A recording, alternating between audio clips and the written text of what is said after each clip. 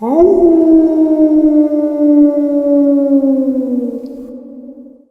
एक ऐसा कंसेप्ट है जो हम सबको फैसिनेट करता आया है। ग्रुप में चलते आ रहे हुए इंसान जो कि दूसरे इंसानों पे हमला कर रहे हैं, दूसरे इंसानों को खा रहे हैं और दूसरे इंसानों की आंखों को नोच ले रहे हैं। पर क्या ये रियल में एग्जिस्ट कर सकता है? और अगर रियल में ज़ॉम्बीज का हाहाकार, ज़ॉम्बी एपोकलिप्स आ जाए तब क्या होगा?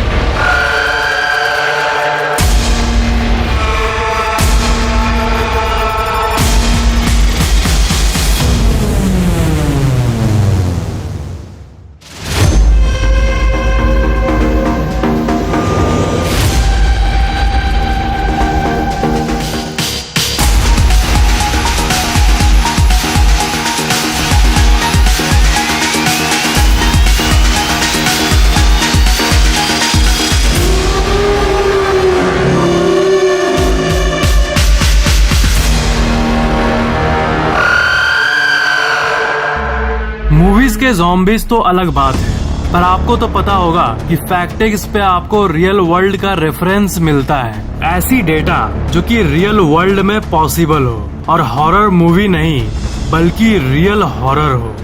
क्या ऐसा दिन कभी आएगा जब एक ऐसा फंगस या एक ऐसा वायरस आ जाए जिसके चलते इंसान अपने शरीर और दिमाग का कंट्रोल खो बैठे? एक लाइन में बोलूं, it's not impossible, it may be possible. अगर ऐसे पैरासाइट्स हैं, एक्चुअल में एग्जिस्ट करते हैं, तो हम ज़ॉम्बी एपोकलिप्स से बस कुछ ही कदम दूर हैं। साइंटिस्ट के कई एक्चुअल स्टडीज से हमें ऐसे कई फंगस के बारे में पता चला है जो कि एक जिंदा हेल्दी जीव को एक अधमरा गुलाम ऑर्गेनिज्म में बदल देता है, जो कि उसी फंगस के कंट्रोल में होता है। उनमें से सबसे खतरनाक, पूरे धरती का सबसे खतरनाक माइंड कंट्रोलिंग फंगस है ऑफिकॉर्डेसिप्स यूनिलैटरलिस। दुनिया की हर चीज की तरह ये इसका साइंटिफिक नेम है और इसे कॉमनली ज़ॉम्बी फंगस के नाम से भी जाना जाता है।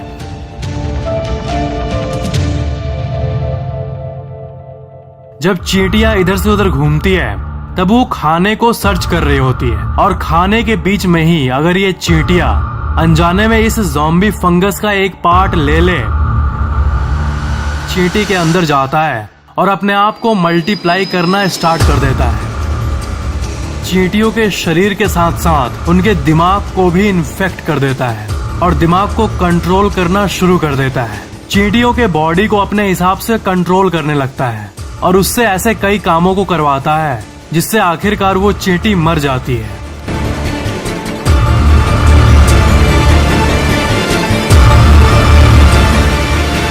चींटी के शरीर से बाहर निकलकर अपने आप को और फैलाने लगता है और अपने आप को एनवायरनमेंट में फैलाते रहता है। देन किसी और चींटी पर हमला करता है और ऐसे करते करते अपना पॉपुलेशन बढ़ाते रहता है।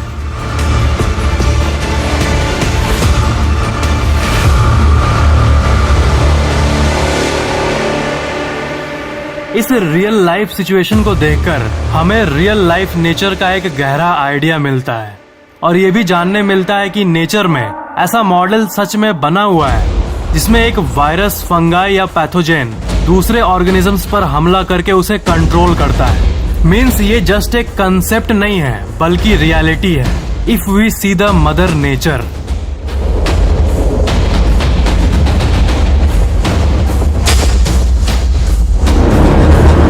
वो ऑफिकॉर्डेसिप्स यूनिलैटरलिस फंगस कई सालों के एवोल्यूशन से अपने होस्ट के दिमाग पर कंट्रोल करना सीख लिया है और अभी रियल टाइम में भी असल दुनिया में वो फंगस कहीं न कहीं अपने आप को रिप्रोड्यूस कर रहा है और फैल रहा है। बट सबसे सेफ बात यह है कि ये इंसानों के लिए अभी तक कोई खतरा नहीं है। ये फंगस सिर्फ चींटियों पर ही हमला कर पाया है, इंसानों पे नहीं। इंसान का दिमाग और शरीर चींटियों से बहुत ज्यादा कॉम्प्लिकेटेड होता है और स्ट्रॉन्ग होता है इसलिए।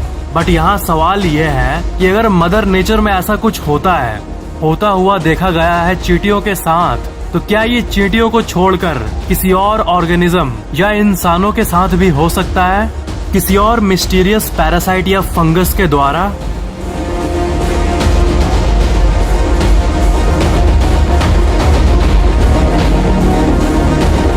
इबोला वायरस आपको याद है, वो वायरस भी चमगादड़ों का वायरस था, बट वो उनके शरीर से निकलकर बाकी टाइप के लिविंग ऑर्गेनिजम्स को भी इफेक्ट करने लगा, जैसे चिंपैंजी, पिग्स एक्सेट्रा, और समय के साथ साथ इंसानों को भी। टाइम के साथ साथ इवॉल्व होने के चलते वायरसेस नए होस्ट पर हमला करना सीख जाते हैं ताकि उनकी आबादी और बढ़ते रहे। तो साइंटिस्ट का सबसे बड़ा डर यही है कि ये ऑफिकॉर्डिसिप्स यूनिलैटरलिस या ऐसा और टाइप का नेचर में एग्जिस्टिंग फंगस या वायरस बाद में जाके दूसरे प्रकार के जीव या इंसानों पर हमला करना ना शुरू कर दे। ऐसे और भी जो अननोन माइंड कंट्रोलिंग वायरसेस हैं, वो इंसानों पर कंट्रोल करना सीख न जाए। अगर ये हुआ और ये फैलने लगा, तब जो होगा वो अनइमेजिनेबल है।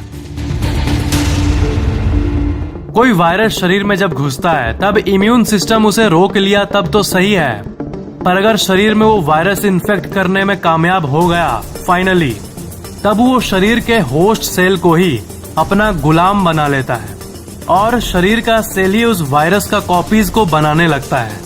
इसी तरह हमें कोई वायरस अफेक्ट करता है सक्सेसफुली, चीजों को अपने कंट्रोल में लेकर। वायरस धीरे धीरे कंट्रोल करने वाले मैकेनिज्म में और इवॉल्व होते जा रहे हैं और मास्टरिंग करते जा रहे हैं। Existing real human zombie like बीमारियों की बात करें तो एक ऐसा बीमारी है जो कि इंसान को ज़ॉम्बी तो नहीं बट ज़ॉम्बी जैसा बना देता है।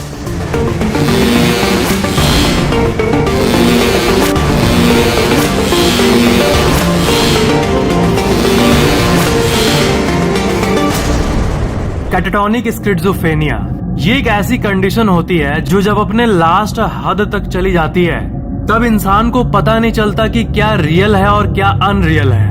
वो एक अजीब स्टेट ऑफ माइंड में चला जाता है और अजीब तरीके से चलने लगता है। वो बहुत मुश्किल से बात कर पाता है और उसे समझ नहीं आता है कि वो है क्या, क्या कर रहा है और जो कर रहा है उससे होगा क्या। वो कब हंसते हैं, क्यों हंसते हैं, उनको कुछ पता नहीं होता। एक और ऐसी बीमारी है जिसमें इंसान को ये लगने लगता है कि मैं मर गया हूँ, कोटार्ड डिल्यूजन। और अगर आप फैक्टिक्स के TEF सीरीज के रेगुलर व्यूअर होंगे तो आप इसके बारे में एक ना एक बार जरूर सुने होंगे। जिस इंसान को ये बीमारी होता है उसको ये लगता है कि वो मर चुका है। They think that they do not exist. वो अपने मन में आवाजों को सुनते हैं जो कि उन्हें ये कहता है कि वो मर गए हैं। कुछ तो खाना खाना ही छोड़ देते हैं क्योंकि उनको ये लगता है कि वो मर चुके हैं और अब खाना खाने का कोई पॉइंट ही नहीं है। और कुछ अपने आप के ऊपर ही हमला करने लगते हैं एक ज़ॉम्बी की तरह। साल 2008 में अचानक से एक बूढ़ी औरत को कुछ होने लगा और उसके घर वालों ने हॉस्पिटल में उसे एडमिट किया और हॉस्पिटल में वो अचानक से कहने लगी कि मैं मर चुकी हूँ और मैं सड़ी हुई मछली की तरह स्मेल कर रही हूँ। बल्कि एक्चुअल में ऐसा कुछ नहीं था, बट उसका माइंड ऐसा हो गया था कि उसने एग्जैक्ट यही लाइन कहा था। और उसने ये भी कहा था कि मुझे हॉस्पिटल के उस रूम में ले चलो जहां डेड बॉडीज रखी हुई है, मुझे उनके बीच में रहना है। This is an actual case of the disease. ऐसे और कई अजीब केसेस आपको NCBI के ऑफिशियल गवर्नमेंट वेबसाइट पे मिल जाएगी।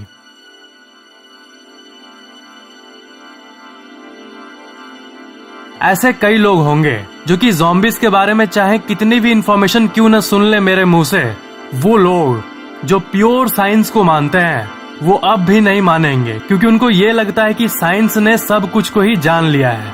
तो पूरे साइंस पर बिलीव करने वाले लोग द लैंसेट, जो कि साल 1823 से चलती आ रही एक well respected weekly medical journal है, उन्होंने अपने वेबसाइट पे ऑफिशियली ये स्टडी डॉक्यूमेंट को पोस्ट किया था। Clinical findings in 3 cases of zombification. साल 1997 की द लैंसेट की इस आर्टिकल में 3 रियल लाइफ ज़ॉम्बीज के बारे में स्टडी है और उस स्टडी में भी वही बीमारियों का जिक्र है जिसके बारे में आपने अभी जाना। जो साइंटिस्ट्स बिहेवियर की स्टडी करते हैं, इंसानों का बिहेवियर, ह्यूमन बिहेवियर, उन्होंने इंसानों में एक ऐसे मिस्टीरियस बिहेवियर को पता किया है जिसका नाम है रनिंग एमॉक। और विकिपीडिया में आप इस बिहेवियर का ऑफिशियल डेफिनेशन पढ़ोगे तो आपको दिखेगा running amok is used to refer to the behaviour of someone who in the grip of strong emotion obtains a weapon and begin attacking people indiscriminately, often with multiple fatalities. एक ऐसा behaviour often triggered by emotion और depression और something else, इसमें इंसान दूसरों पे attack करने लगता है। जब ये बिहेवियर बहुत लोगों में पाया गया, तब साल 1849 में इसको ऑफिशियली एक दिमागी बीमारी, एक साइकेट्रिक कंडीशन के रूप में क्लासिफाई कर दिया गया। तो सबसे बड़ा कंसेप्ट और थ्योरी ये है कि अगर इंसानों ने दिमाग को आज तक नहीं समझ पाया है और इसी तरह के ज़ॉम्बी लाइक बीमारियां एक्चुअल में होती है, तो क्या ऐसी बीमारी नहीं आ सकती इसमें इंसान अनकंट्रोलेबल वे से रिएक्ट करे due to a virus, chemical और एनीथिंग। अभी की जो ज़ॉम्बी लाइक एग्जिस्टिंग बीमारियां हैं वो बहुत ही ज्यादा रेयर होती है और यूजुअली कॉन्टेजियस नहीं होती है, मतलब दूसरों को टच करने से फैल नहीं जाती। पर अगर ऐसी कोई बीमारी आ गई जो कि दिमाग को डिसबैलेंस करने के साथ साथ जल्दी जल्दी फैलने भी लगे और उस बीमारी का एक आउटब्रेक आ गया, तब उस घटना को ज़ॉम्बी एपोकलिप्स ही कहा जाएगा। United states centre for disease control and prevention ने भी एक आर्टिकल को पोस्ट किया है जिसमें एक्सप्लेन किया गया है कि अगर ज़ॉम्बी एपोकलिप्स हुआ तो कैसे सेफ रहेंगे हम लोग, क्या करना चाहिए हम लोगों को अगर एपोकलिप्स का नौबत आया तब। उसमें लिखा हुआ है कि हम लोगों को क्या करना चाहिए सेफ रहने के लिए। हालांकि उसको सीडीसी मेटाफोर की तरह यूज किया है हर तरह की इमरजेंसी में प्रिपेयर्डनेस को अवेयर करने के लिए, बट ज़ॉम्बी एपोकलिप्स की पॉसिबिलिटी, जस्ट लाइट पॉसिबिलिटी को भी उन्होंने इग्नोर नहीं किया। और अगर सच में ज़ॉम्बी एपोकलिप्स आ जाए तब अगर प्रिपेयर्डनेस की माने तो शायद ही हम लोग कुछ कर सकेंगे, because that will be massive.